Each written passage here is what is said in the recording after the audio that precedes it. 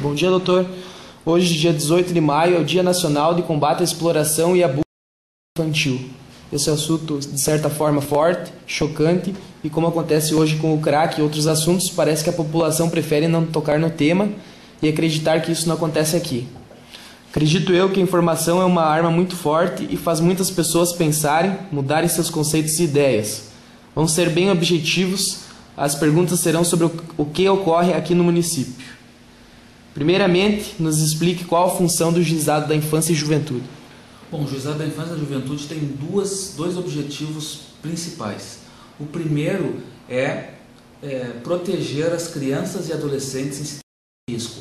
Aquelas que, pela sua conduta, pela omissão dos pais ou a omissão do próprio Estado, estão numa situação de vulnerabilidade, numa situação de risco. E há necessidade de alguém tomar alguma medida para protegê-los. Essa é uma das funções do Juizado da Infância e da Juventude.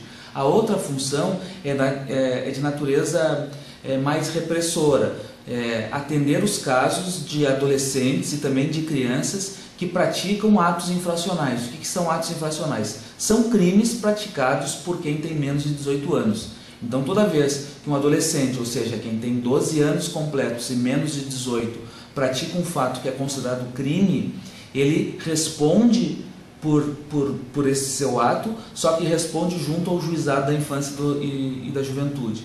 Se se tratar de criança, ou seja, alguém com menos de 12 anos de idade que pratica um fato considerado crime, também cabe ao Juizado da Infância e da Juventude interferir, seja aplicando uma medida de proteção a ele, seja mesmo tomando uma medida em relação aos pais dele. Então, em síntese, esses são os objetivos principais do Juizado da Infância e da Juventude. Quais os casos mais frequentes em Frederico Westphalen? Os casos mais frequentes são jovens acusados de praticarem atos infracionais, mas nenhum deles de natureza grave, daquelas que chocam mais a comunidade, mas em regra envolvendo crimes contra o patrimônio, como furto, como ameaça, lesão corporal. Esses são os fatos que acontecem mais de jovens que chegam ao juizado. Outra situação também que nós atuamos no Juizado da Infância e da Juventude são questões de jovens que abandonam a escola, né, ou que estão numa situação de vulnerabilidade em que há necessidade de aplicação de alguma medida de proteção, né, seja porque os pais estão se omitindo nos seus deveres, seja porque eles estão numa situação que os coloca em risco perante a sociedade. Focando no tema da exploração e do abuso sexual infantil, tem alguém que fiscaliza ou que indica esses casos às autoridades? No caso de exploração sexual infantil, não é um caso específico das atribuições do Juizado da Infância e da Juventude. Aquele que pratica qualquer crime de natureza sexual contra criança e adolescente, ele responde criminalmente por isso. Ele responde na justiça criminal normal e não no Juizado da Infância e da Juventude. Por quê? Porque a atribuição de conhecer e julgar casos assim não se dá pelas características da vítima, mas pelas características de quem pratica o delito. Então, esses casos acontecem e são objeto de julgamento não só da segunda vara judicial do fórum, que é aquela em que eu sou titular, mas também da primeira vara em que tem o outro colega. Qual a pena para alguém que comete o abuso sexual com uma criança? Bom, nesse caso, se um adulto pratica relação sexual com pessoa menor de 14 anos ou qualquer ato de natureza sexual com alguém menor de 14 anos, a pena varia de 8 a 15 anos de reclusão.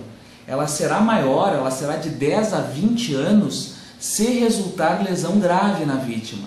E será maior ainda, de 12 a 30 anos, se por um acaso ocasionar a morte. Então é uma pena bem rigorosa, é uma pena que sujeita o autor desse crime a um período longo, né, e a prisão efetivamente. Não há possibilidade de substituição por prestação de serviço à comunidade ou não. Então é uma das penas mais rigorosas que nós temos na nossa legislação. Legislação essa que não é feita pelos juízes, é bom frisar. É feita pelos integrantes do Poder Legislativo escolhidos pela população.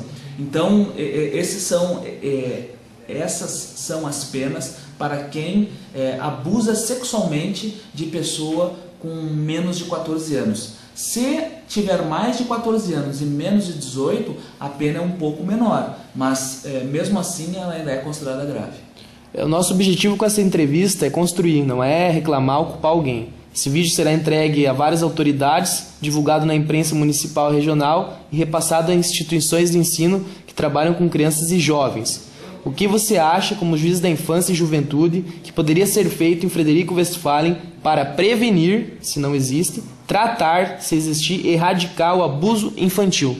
Não só sexual, mas num contexto geral. Eu acho que quando se fala em prevenção, se fala em primeiro lugar em educação. Eu acho que a sociedade tem que se conscientizar do seu papel e principalmente as famílias têm que se engajar. Me parece que hoje nós temos cada vez mais pais que se omitem nos seus deveres.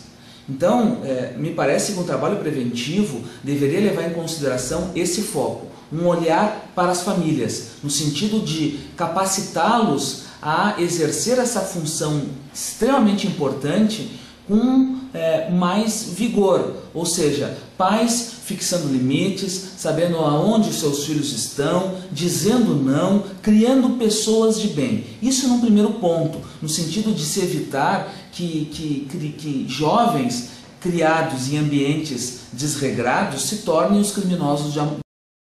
Na outra ponta da prevenção é preciso trabalhar com informação. As pessoas precisam saber aonde procurar os seus direitos, elas precisam saber aonde direcionar as denúncias, elas precisam saber que precisam colaborar com a polícia e com a justiça se se quer de alguma forma que a justiça possa atuar nesses casos. O que acontece na maior parte das vezes dos abusos sexuais é que são casos que acontecem dentro de famílias, as pessoas não levam ao conhecimento das autoridades, os vizinhos se omitem porque não querem se envolver e com isso a polícia e a justiça não conseguem fazer nada. Então me parece que o que falta um pouco é compromisso de todos.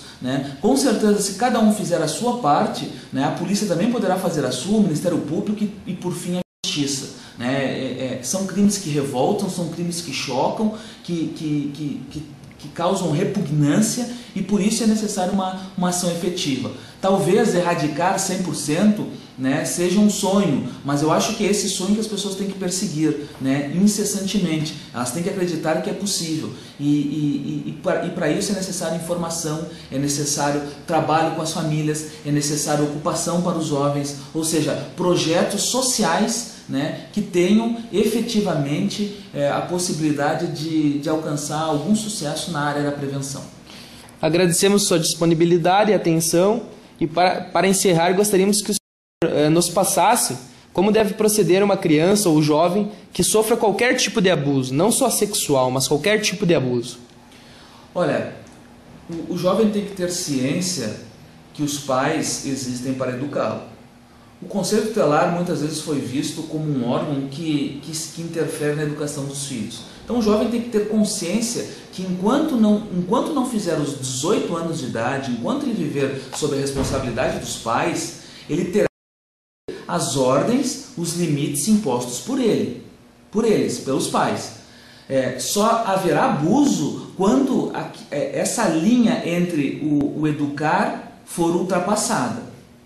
Então, nessas situações, o órgão que essas pessoas devem procurar é o Conselho Tutelar.